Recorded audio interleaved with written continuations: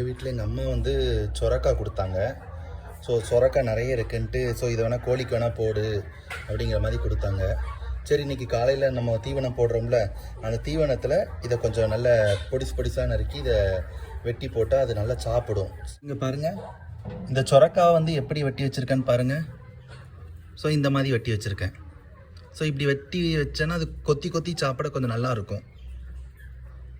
So ஏன்னா இந்த சொரக்காயில் வந்து பெரும்பாலும் நீர் சத்து கொஞ்சம் அதிகமாக இருக்குது. ஸோ அது சாப்பிட்டதுன்னா அந்த வெயில் காலத்தில் அதுக்கு கொஞ்சம் உடம்புக்கு ஹெல்த்தியாக இருக்கும், நல்லாவும் இருக்கும். போட்டிருக்கேன். ஸோ மேலேயே போட்டுக்கும்போது அது ரொம்ப பிடிக்கும், அது நல்லா சாப்பிடும். இல்லைன்னா நீங்கள் விறகு கூட வைக்கலாம், இல்லைன்னா தனியாக கூட வைக்கலாம், உங்களோட விருப்பம் தான். ஸோ நான் இப்படி மேலேயே போட்டிருக்கேன்.